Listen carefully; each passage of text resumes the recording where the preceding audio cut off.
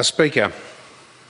Well, Speaker, the test of any government, the test of any people is how they respond to a crisis, how they respond to the health challenge, the economic challenge, the social challenge, how they respond to what is, in this case, possibly the largest or the greatest global challenge in our lifetimes.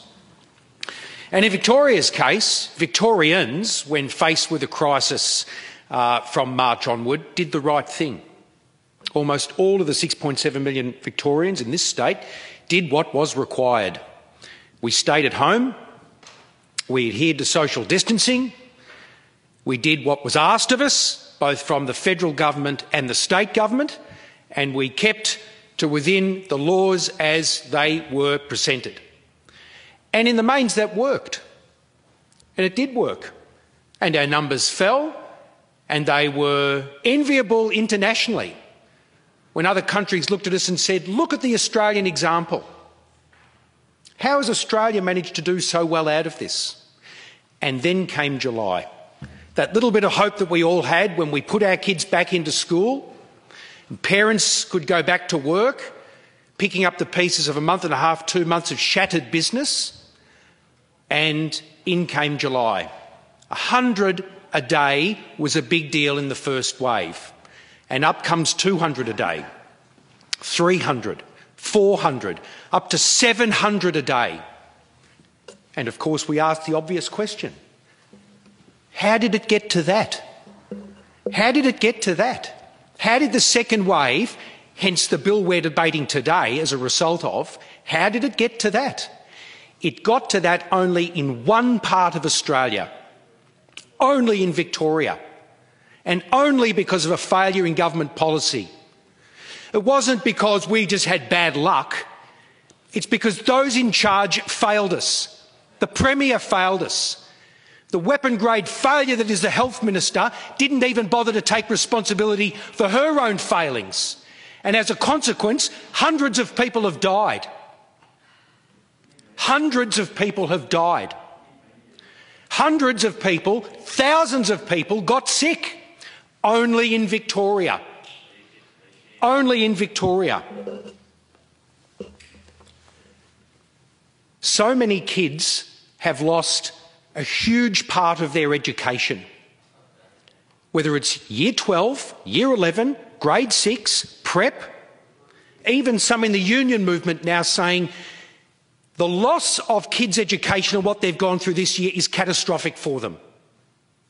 But of course, for the government, it's not about that. For the government, it's not even about what's happened in the health situation. All of this to them is secondary. It's not about what's happening in business. It's not about the failures we're seeing in mental health, the extreme and desperate calls we're getting from people in our electorates who are on their knees with a mental health crisis that is gripping the second largest city in Australia, home to 1 in 5 Australians. For the government, it's a PR problem first. It's a PR problem. It's all about the PR. It's all about the Premier's image. It's all about I stand with Dan. It's not about Victorians. And if anything characterises the soul of this government, it's the fact that they see this more than anything as a PR problem and not as a problem that is destroying our state, our economy, our mental health, our children's education. It's a PR problem. That's how Labor sees it. Walking into someone's house and arresting them for their thought, for having a different point of view, crazy as it may seem to most of us, but arresting them in front of their children, handcuffing them, dragging them out of their own home. The government comes out this morning and says, quote unquote, we think we got the PR wrong. I kid you not. Because it's all about public relations. Is there a hashtag I stand with Anastasia? I stand with Mark McGowan. I stand with Stephen Marshall. No. Listen, mate, if brains were taxed, you'd get a refund. this is not the time for you to be interjecting, brother. I think you should just calm down and listen, because at this point in time, the state is on its knees, and the weapon-grade idiocy we get from people like this, I don't even know where you're the member for, but I'm sure you won't be there next time. But what I do know, Mr Speaker, is that this state is on its knees. And the morons we get in this government who blame everyone else, they blame Victorians. They blamed hospital workers. They tried to blame the federal government. They even tried to blame overseas governments. They blame everyone but themselves. Take some responsibility for what is happening in this state, for what they're doing to our children, to our elderly. Take some responsibility. We say to the Premier, no. Oh, no. He's more interested in what he tweets. He's more interested in what he puts on Facebook, because for the Premier of this state, it's about him. The whole show's about him. His government's about him. It's not about them. These backbenchers and co, they're passengers. It's all about him. It's always ever been about him. It's not about anyone else. And that is the problem we have in Victoria, that the Premier of the state today sees this all about him and his legacy and his image. And that's why we've got a problem that we do, because he wouldn't accept support from the federal government when it was offered, because that would not be befitting with his masculinity to say, oh no, I'll take someone else's help, because it's all about him, because Dan the man can solve everything he thinks. And solve it he did not. Create a problem he did, that we're all paying for, that our economy will pay for decades. The megalomania, the egomaniac, the grab for power, all this stuff would leave General Stroessner in Paraguay or Erich Honecker in East Germany proud, because it's crazy. There still has not been a single reason uttered in this parliament why we need to give a mid-range health official the ability to shut the parliament down. No one has walked in here and said, this is the reason why. We're operating quite fine today under strict conditions. We have question time today under strict conditions. The media can report this parliament under strict conditions. Why do we need to shut the place down? We need to shut the place down because the Premier of the day does not want an opposition. He wants an audience, because it's all about him.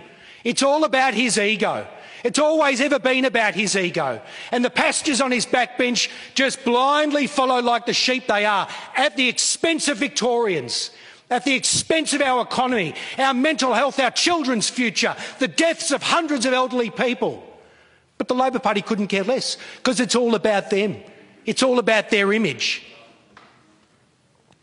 This bill will do nothing to help solve a COVID crisis in Victoria. This bill does nothing to help solve it. All this bill does is allow the Premier to bully yet another departmental official into shutting down yet another form of criticism upon him. And this is what bullies do. They shut down anyone else criticising or questioning their point of view. We've seen that with this guy for now nearly 6 years. Where do we need to start? From the CFA, from volunteers, from school kids. Ask Minister Foley. I mean, any criticism, these people just shut it down. This is yet another example of that. Why do we give a mid-range bureaucrat the power to shut the parliament down? What a ridiculous idea.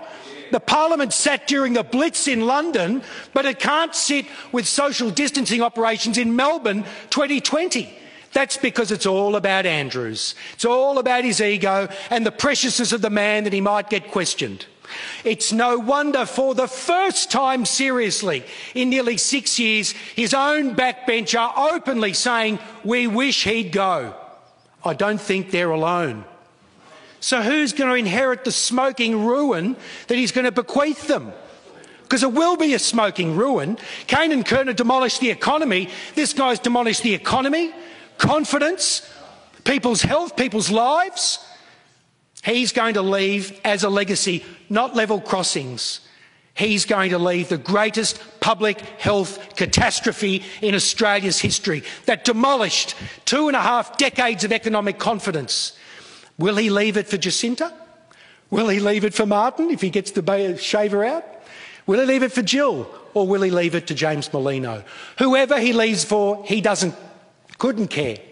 because it's not about them or Labor or their legacy. It's always been about the Premier and his trades hall buddies. That is why we're in the mess we're in. I oppose this bill. I oppose giving this Premier, his hopeless ministers and his weapon-grade failure of a government any more power. Yeah.